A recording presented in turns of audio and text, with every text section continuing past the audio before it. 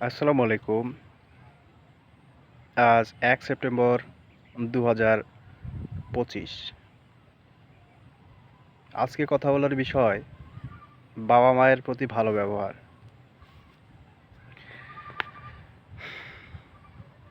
সত্যি বলতে আমরা ছোটবেলা থেকে বই পুস্তকে অনেক কিছুই আমরা পড়ে এসেছি। কিন্তু মা-বাবার সাথে ভালো ব্যবহারের যে বিষয়টি, মা-বাবার সেবাতেই যে জান্নাত কিংবা মা-বাবার সাথে খারাপ ব্যবহারের মাধ্যমেই যে জাহান্নাম কিনে নেওয়া যায় এরকম একটি কথাও প্রচলিত আছে।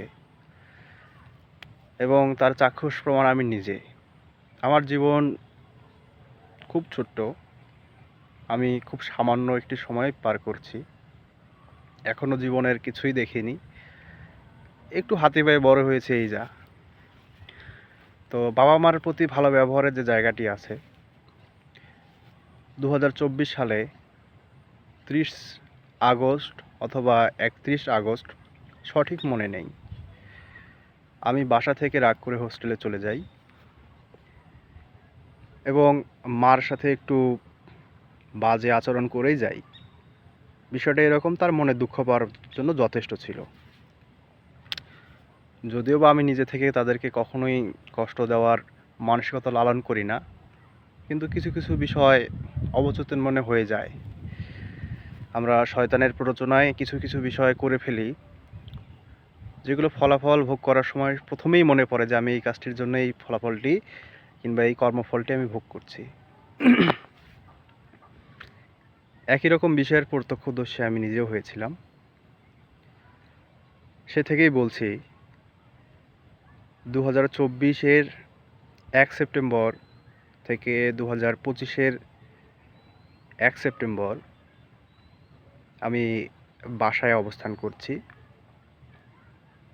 এসব কথা বলার মূল উদ্দেশ্য এই, দীর্ঘ একটি বছর গত ৩০ আগস্ট আমি মায়ের সাথে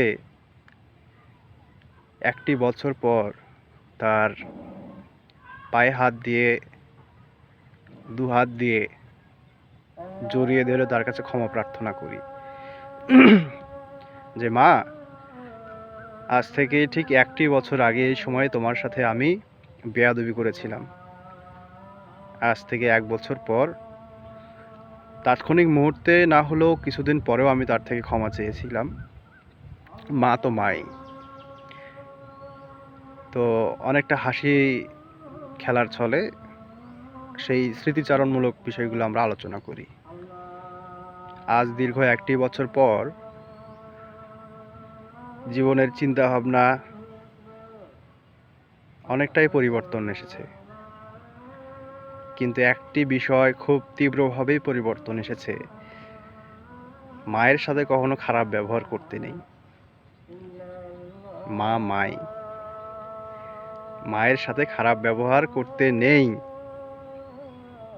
একটি হাদিস শুনে আমরা বড় হয়েছিলাম যে বাবা মার সাথে কখনো উ শব্দেও কথা বলতে নেই। আজান দিচ্ছে, আমি কথাগুলো দীর্ঘায়িত করছি না। তো এ পর্যন্তই, এতটুকুই বলবো যে নিজের সাধ্যমতো বাবা মাকে যথেষ্ট আদর ইজ্জত করা উচিত। সৃষ্টিকর্তা প্রদত্ত সফলতা শুধুমাত্র পরিশ্রমেই আসে না, কিছু কিছু সময় বাবা মার করুণ সুরে দোয়াগুলোতেও আসে। আবার কিছু দীর্ঘশ্বাসেও অনেক বদদোয়া চলে আসে। ভালো থাকবেন সবাই।